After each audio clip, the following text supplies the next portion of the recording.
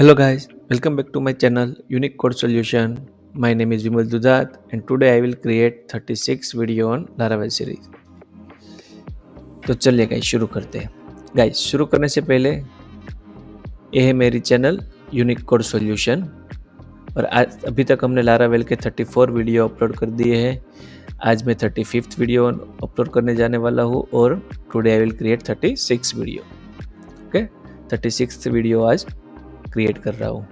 तो गाइज़ अभी तक आपने मेरे चैनल को सब्सक्राइब नहीं किए तो प्लीज़ गाइज़ सब्सक्राइब कीजिए और ज़्यादा से ज़्यादा हो सके लाइक कीजिए और शेयर कीजिए, ठीक है, ताकि इस तरह की और भी प्लेलिस्ट में बना सकूं, जैसे कि PHP है, HTML CSS बूटस्ट्रैप है, जावास्क्रिप्ट jQuery है, एजेक्स का ट्यूटोरियल बना सकूं एक वीडियोस, ठीक है।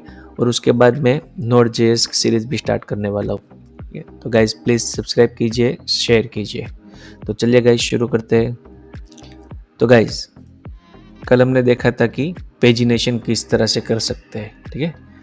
आज हम देखेंगे कि सीडर क्या होता है, लारावेल में सीडर क्या होता है और सीडर का काम क्या होता है, ठीक है। तो अभी के लिए मैं सब क्लोज कर देता हूँ, इसको भी क्लोज कर देता हूँ और अब मैं जाके अपना प्रोजेक्ट स्टार्ट करता हूँ। चलो प्रोजेक्ट स्टार्ट करने से पहले मैं जैम्प स्टार्ट कर देता हूँ।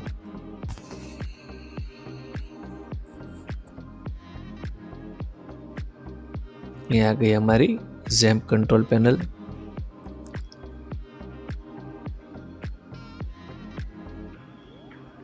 ओके, मैंने एंटर नहीं दिया शायद। ओके आ गई।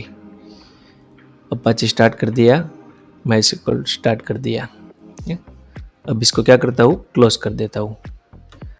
अभी अपने प्रोजेक्ट को रन करता हूँ। प्रोजेक्ट रन का कमांड क्या है गाइस, PHP आर्टिसन सर्व।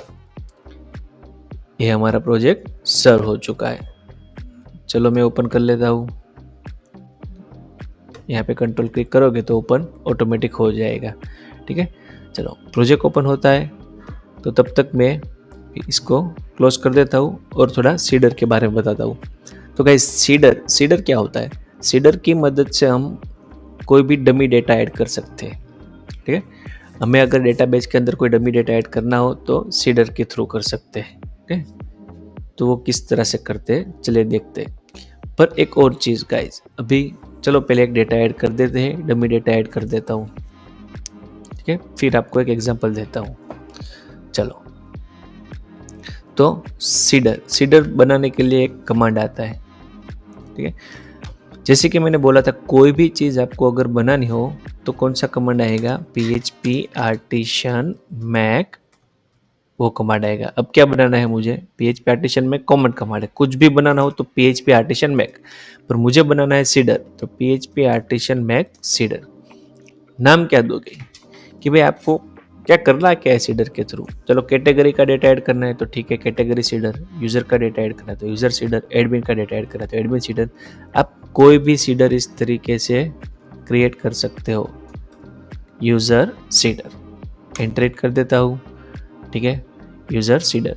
तो गाइस जैसे कि मैंने बताया था कि सीडर की मदद से डेटाबेस में डमी डेटा ऐड कर सकते हो, ठीक है। ये डेटा रिलेटेड है, डेटाबेस रिलेटेड है, तो इसका पाथ कहाँ पे आएगा, डेटाबेस के अंदर। डेटाबेस के अंदर सीडर्स आएगा, उसके अंदर हमने जो सीडर बनाया है उसका नेम आएगा। चलो गाइस देख लिया, ये हो गया हमारा सीडर। अब गाइस मैं क्या करता हूँ, कि जब भी सीडर हमारा रन होगा, ठीक है, यहाँ पे कमेंट दी हुए है रन द डेटाबेस सीड, तब कोई भी कोड यहाँ पे कर सकते हो, ठीक है, यहाँ पे आप कोई भी कोड कर सकते हो। चलो मुझे अभी यूज़र ऐड करना है तो मैं किस तरह से करूँगा। तो गाइज यहाँ पे कुछ नया कोड नहीं आएगा, जो हम कोड फंक्शन में करते हैं, एक फंक्शन ही है, रन का फंक्शन है, ऑटोमेटिक रन होता है। जब ये सीडर कॉल होता है तब ये रन का फंक्शन ऑटोमेटिक कॉल होता है। अब मुझे क्या करना है, यहाँ पे एक यूज़र ऐड करना है तो $user is equal to new user. User को मैं यहाँ पे यूज़ कर लेता हूँ, ऐप के अंदर मॉडल्स के अंदर यूज़र का मॉडल है। चलो न्यू यूज़र। अब सेम चीज़ गई, यूज़र क्रिएट करने के लिए क्या हम करते थे कोड, वही तो कोड यहाँ पे करना है। चलो देख लेते हैं, मैं चला जाता हूँ कंट्रोलर में, यूज़र कंट्रोलर में कंट्रोल P करता हूँ तो ओपन हो जाएगा। यहाँ से मैं यूज़र कंट्रोलर फाइंड करता हूँ ये आ गया हमारा user controller. User controller open कर लेता हूँ। तो गाइज यहाँ पे हमने यूज़र किस तरह से स्टोर किया था, इस तरीके से, ठीक है। तो मैं भी यहाँ पे इस तरीके से एक यूज़र स्टोर कर लेता हूँ, $यूज़र ऑफ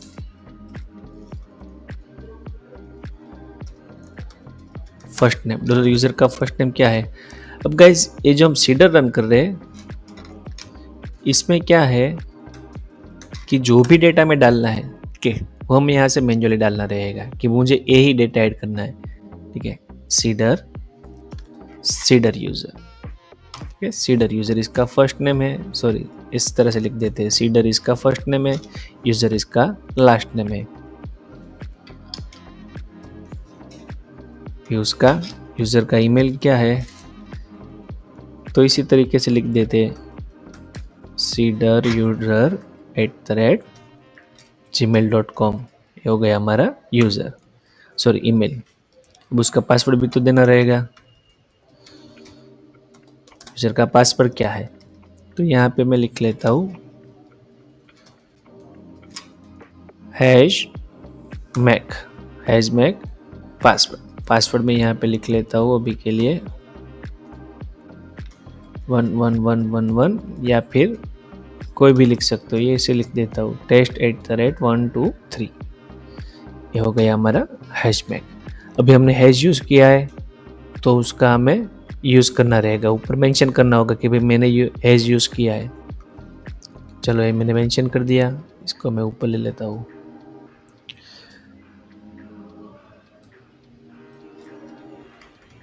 चलो ये हमने हैश यूज़ कर लिया।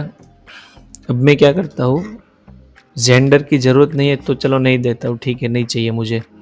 जो चाहिए ज़रूरत है वही देता हूँ। अगर देना चाहो तो आप दे सकते हो, उसमें कोई ऐसी बात नहीं है कि भाई देनी ही देनी है। चलो यहाँ पे पहले देख लेते हैं रिक्वायर्ड फिर कौन कौन सी है, वही चीज़ें हम देते हैं, बाकी की चीज़ें हमें नहीं देनी है। वहाँ पे मैंने ओपन कर लिया।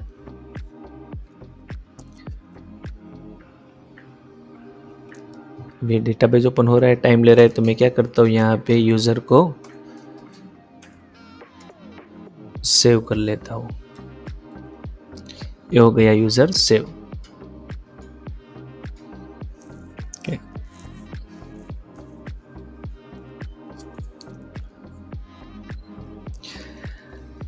अब गाइस हमें क्या करना है, चलो ये ओपन हो रहा है, तब तक आगे बढ़ते हैं।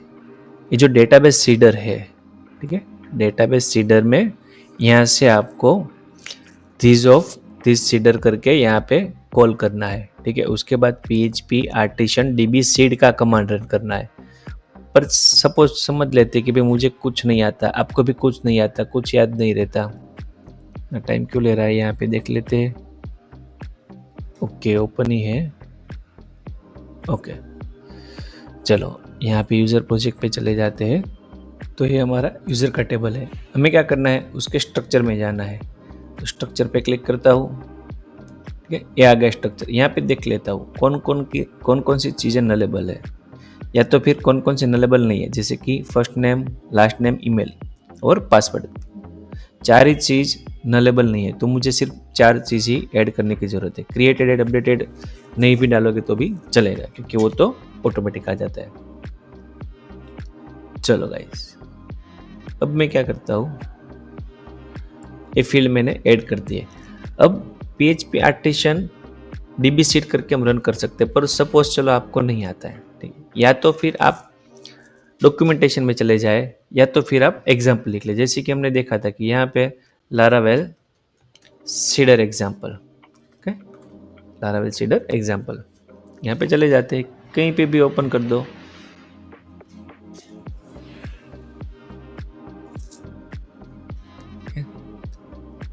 चलो हमें पहले तो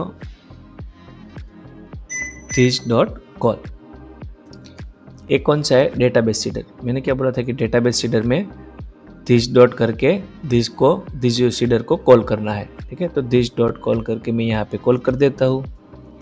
ये हो गया पेस्ट।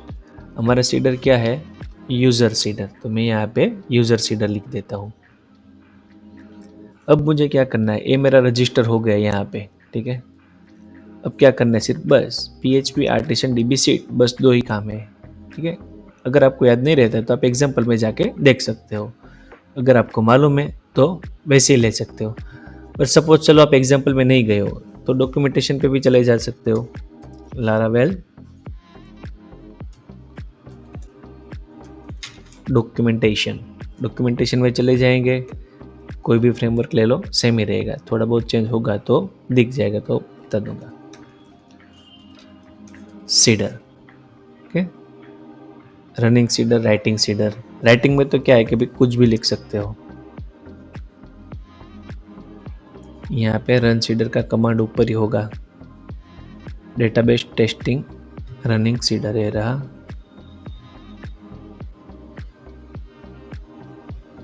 ओके, अच्छा है, फैक्ट्री वाला है। हमें क्या करना है तो राइटिंग सीडर में चले जाते हैं, यहाँ पे सर्च करते हैं cedar.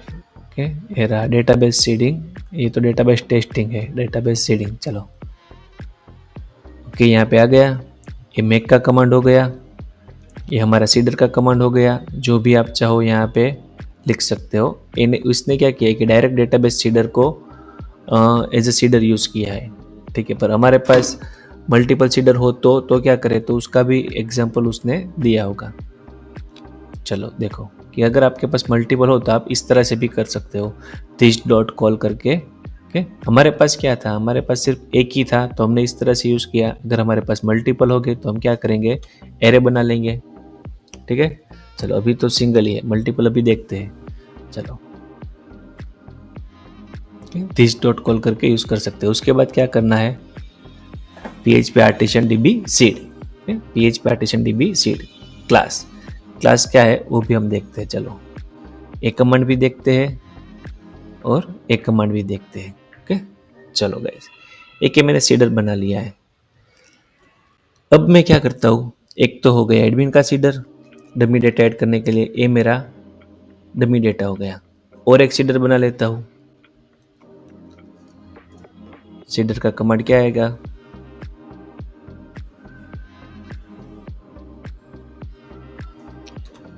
PHP artisan Mac cedar. मैं अभी बना लेता हूँ एडमिन सीडर। ये मेरा एडमिन सीडर बन चुका है, इसको मैं क्लोज कर देता हूँ। ये आ गया एडमिन सीडर। ओके, यहाँ पर गाइस मुझे क्या करना है, यहाँ पर भी मुझे यूजर में ही डेटा ऐड करना है, ठीक है। तो मैं इसको कॉपी कर लेता हूँ, इसको पेस्ट कर देता हूँ। यूजर में अंदर मुझे यहाँ पे लिख लेता हूँ एडमिन, एडमिन का डेटा ऐड करना है। यहाँ पर भी मैं लिख लेता हूँ एडमिन। तो ए डेटा भी मुझे सेव करना है, ये डेटा भी मुझे सेव करना है, ठीक है। दोनों डेटा स्टोर करने हैं। तो अब क्या है, ये यूजर सीडर में ए वाला सीडर रन करना चाहता हूँ, तो मुझे रन करने के लिए कमांड क्या आएगा, PHP आर्टिशन DB सीड। यहाँ से सीडर रन हो जाएगा, ठीक है। पर मुझे सिर्फ यूजर सीडर ही रन करना है, पर्टिकुलर सीडर, ठीक है। तो इस तरह से होगा, dash dash class is equal to user seeder. Enter करता हूं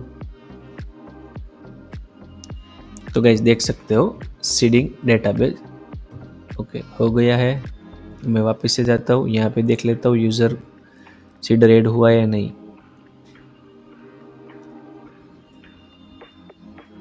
देखो गाइस सीडर यूजर ऐड हो चुका है, ठीक है, अब ऐड हुआ है।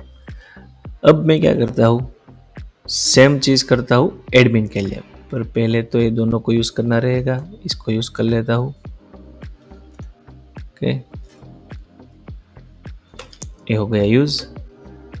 अब मुझे एडमिन सीडर भी रन करना है, ठीक है, यूजर सीडर भी रन करना है, एक साथ दोनों रन करने हैं, ठीक है। या फिर कितने भी हो एक साथ, 50 हो तो 50 से 50 एक साथ रन करना है। पर गाइज ऐसा क्यों है कि 50 हो तो 50 से 50 एक साथ रन करना है, तो इसका मेन काम क्या है वो बताता हूँ। इसका जो मेन काम है वो ये नहीं है कि डमी डेटा ऐड करना है, ठीक है। यहाँ पे डमी डेटा ऐड होता है, पर किस तरह से, जैसे कि मैं आपको एग्जांपल देता हूँ कि आप एक एडमिन पैनल बना रहे हो, ठीक है, जिसमें सिर्फ एडमिन ही लॉगिन हो सकता है। तो आपने क्या किया है, सिर्फ हमने जो ये एडमिन पैनल हम जो धीरे धीरे बना रहे हैं, यहाँ पे हमने दिया है कि भाई आप ऑलरेडी अकाउंट नहीं है तो आप यहाँ से रजिस्टर कर सकते हो, ठीक है। पर जब भी आप एडमिन पैनल बना रहे हो तो यहाँ पे रजिस्टर का ऑप्शन यहाँ पे नहीं आता कि भाई आप रजिस्टर होकर एडमिन पैनल में घुस जाओ, वो परमिशन एडमिन को ही होती है, ठीक है। तो हमें क्या करना रहता है कि हमने जो ये सॉफ्टवेयर बना दिया या फिर एडमिन पैनल बना दी, उसमें सिर्फ लॉगिन का ही ऑप्शन रहता है। तो लॉगिन का ऑप्शन रहेगा तो बंदा लॉगिन कैसे करेगा?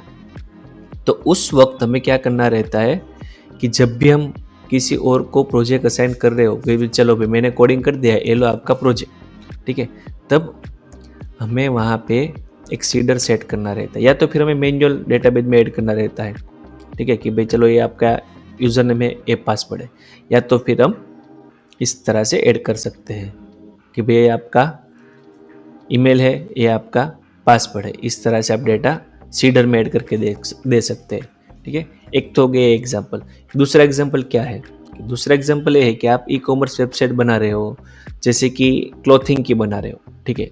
तो क्लॉथिंग की बना रहे हो तो क्लाइंट ने आपको फिक्स कैटेगरी ऐड करने के लिए दी है, फिक्स कैटेगरी, कि जैसे कि भाई मैं मेल फीमेल दो ही चीज़ ऐड करना चाहता हूँ, मेरे पास कैटेगरी चिल्ड्रन की कैटेगरी नहीं है, ठीक है, मेल फीमेल है, gents ladies gent sorry male female नहीं, लेडीज जेंट्स की दो कैटेगरी है, मेंस वुमेंस की, ठीक है। तो मेंस में भी कैटेगरी आती है, सब कैटेगरीज, वुमेंस में भी सब कैटेगरी आती है, चिल्ड्रन में भी आती है, पर वो बंदे को चिल्ड्रन नहीं चाहिए तो उसके पास फिक्स है, वुमेंस के भी इतनी कैटेगरी है और मेंस की भी इतनी कैटेगरी है। तो वो क्या करेगा कि जितनी भी कैटेगरी है ना वो सीडर के थ्रू ऐड कर देगा, ठीक है, सीडर बना देगा और रन कर देगा, ना कि वो मैन्युअली एक करके जाके बनाएगा। क्योंकि क्या होगा कि अगर वो मैन्युअली बनाता है और मल्टी डेवलपर सेम प्रोजेक्ट पे काम करते हैं, ठीक है, तो उसको वो दूसरे डेवलपर को भी बनाना रहेगा, तीसरे डेवलपर को भी बनाना रहेगा, जितने भी डेवलपर है ना सभी को मैन्युअल करना पड़ेगा। तो इससे बेटर है कि यहाँ पे बना दिया और सभी डेवलपर एक कमांड रन कर देंगे तो सभी में आ जाएगा, ठीक है। ये इसका मेन काम है सीडर का। तो अब एक और चीज़, मैं वापस से यही यूज़र को ऐड करता हूँ, ठीक है, सॉरी यही यूज़र सीडर को कॉल करता हूँ, PHP artisan DB class user cedar. तो यहाँ पे एरर देगा हमें, देखो अभी हो नहीं रहा है, एरर दे दी। एरर क्या मिली हमें कि भाई डुप्लीकेट एंट्री हो रही, यूज़र की डुप्लीकेट एंट्री हो रही है, ठीक है। तो हमें क्या करना है कि भाई अगर यूज़र आपको मिले तो ही ना मिले तो ही क्रिएट करना है। अगर आपको यूज़र मिल रहा है, ठीक है, तो आपको क्या करना है, अपडेट करना है, ठीक है। अगर यूज़र मिल रहा है तो अपडेट करना है। तो आपको डेटाबेस के अंदर चेक करना रहेगा यहाँ पे, क्योंकि ये तो हर बार एरर आ जाएगी, इसकी बजाय या इसमें एरर आएगी तो उसके पीछे वाले सीडर भी अटक जाएंगे, वो भी रन नहीं होंगे। तो मैं क्या करता हूँ, चेक कर लेता हूँ। यूज़र चेक इस तरह से करते हैं कि पहले तो मैं फाइंड करता हूँ यूज़र कॉलन जैसे कि मैंने बताया था, सॉरी इस तरह से फर्स्ट यूज़र गेट करता हूँ कि भाई वेयर यूनिक चीज़ है उससे हमें यूज़र गेट करना है। जैसे कि यूनिक चीज़ हमारे पास क्या है, ये वाली यूनिक चीज़ है, ठीक है। तो मैं क्या करता हूँ कि भाई ये जो ईमेल है उसका मुझे फर्स्ट रिकॉर्ड चाहिए, ठीक है। अब जो यूज़र मुझे मिल रहा है तो ठीक है, पर नहीं मिल रहा है तो क्या? तो अगर यूज़र मुझे नहीं मिल रहा है, नॉट, यहाँ पे मैंने क्या लिखा, नॉट, कि भाई यूज़र मुझे नहीं मिल रहा है, तो जो यूज़र है मैं उसको कंडीशन के अंदर ले लेता हूँ कि पहले तो क्या लेगा कि डेटाबेस में एग्जिस्टिंग यूज़र लेगा। अगर एग्जिस्टिंग यूज़र मिलेगा तो यहाँ पे नहीं आएगा तो उसको अपडेट कर देगा, और अगर नहीं मिलेगा तो नया यूज़र लेगा।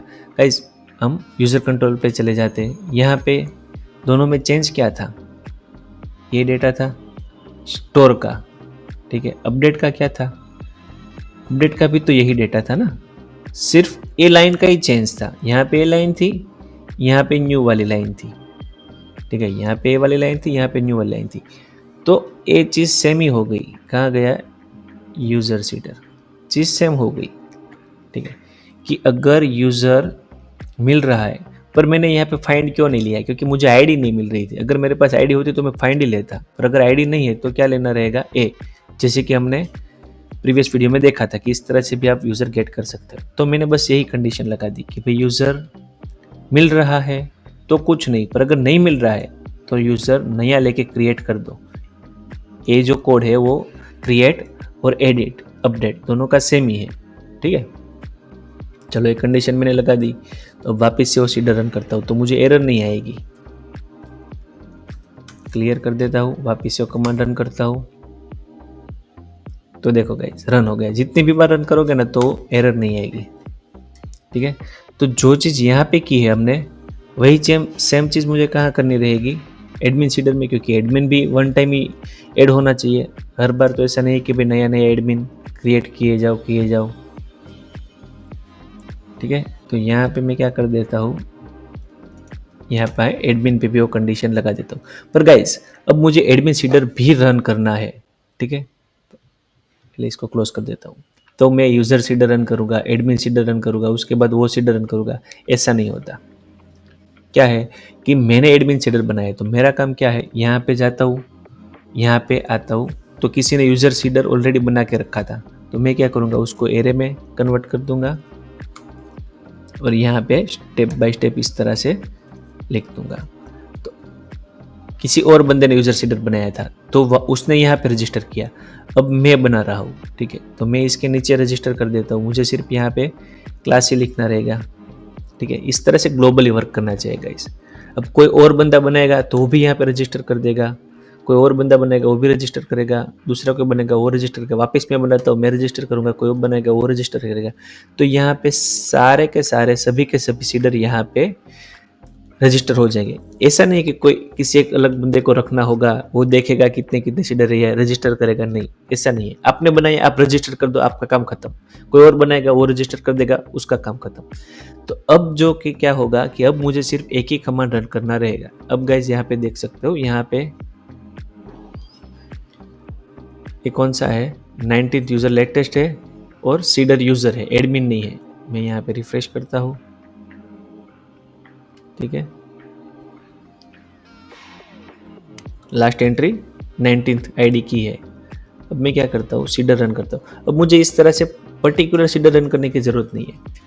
ठीक है, ये क्या होगा कि पर्टिकुलर क्लास के लिए है कि भाई यूज़र सीडर का क्लास है, जो यूज़र सीडर का क्लास है वही रन होना चाहिए, या फिर एडमिन सीडर का जो क्लास है वही रन होना चाहिए। ठीक है, या फिर कोई और सीडर है कैटेगरी सीडर तो वो रन होना चाहिए। पर मुझे ऐसा नहीं करना, मुझे सभी के सभी सीडर रन करने हैं। तो ऐसे डिफाइन करने की ज़रूरत नहीं है, सिर्फ PHP आर्टिशन DB सीड इंटरेट कर दिया तो गाइज ये हो गया रन। देखो यूज़र सीडर रन हो गया, एडमिन सीडर भी रन हो गया। ठीक है, देखो अब मैं यहाँ पे वापस से सेव करता हूँ, यहाँ पे जाता हूँ, वापस से रिफ्रेश करता हूँ, तो 20 नंबर पे आ जाएगा एडमिन सीडर। देखो गाइस सीडर एडमिन। ठीक है, वापस से रन करता हूँ। अब कुछ एरर भी नहीं आएगा, कुछ क्रिएट भी नहीं होगा, क्योंकि हमारे पास ऑलरेडी है। ठीक है, एरर आ गई। क्या एरर है, सीडर एडमिन की एंट्री डुप्लीकेट है। देख लेते हैं कि कंडीशन सही से वर्क की या नहीं की। ओके हाँ, देखो गाइस डुप्लीकेट इसलिए आ रही है क्योंकि हमने ये न्यू हटाना यहाँ से हम भूल गए थे। चलो हटा देते हैं, सेव कर लेते हैं। देखो गाइस वापिस से दिखाता हूँ, यहाँ पे भी न्यू आ गया, यहाँ पे भी न्यू आ गया। पर हमें क्या करना था कि कंडीशन के अंदर न्यू डालना था, 2 बार हो गया, तो यहाँ से वापस से नया यूज़र लेगा, पर हमें नया नहीं चाहिए, तो मैं न्यू को हटा देता हूँ। अगर नया नहीं मिल रहा है पुराना तो ही नया चाहिए। ठीक है, वापस से क्लियर कर देता हूँ, रन करता हूँ। देखो रन हो गया, वापस से रन करता हूँ। अब यहाँ पे कुछ फ़र्क नहीं पड़ेगा, जितने यूज़र है उतने ही आएंगे। देखो ठीक है, अब सपोज मेरे पास ये नहीं है, 19 नंबर वाला रिमूव कर देता हूँ। ठीक है, तो 21 के बाद 22 आ जाएगा।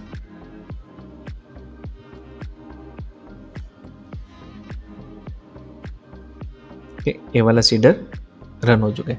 अब गाइज ये 2 बार रन नहीं हो रहे हैं, ये दिखा रहा है कि रनिंग हो रहा है, ये दिखा रहा है कि माइक्रो सेकंड इतने टाइम में इसने डन कर दिया। ठीक है, अब इसे देखते हैं यहाँ पे।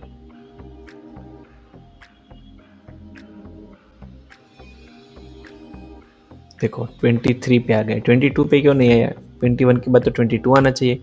पर गाइस 22 पे क्या हुआ था कि हमने जो एरर आई थी, यूज़र एडमिन जो है इसकी सीडर की एरर आई थी, तो वो उसने बना दिया था पर फिर वापस से कैंसिल कर दिया क्योंकि ये रिपीट हो रहा था।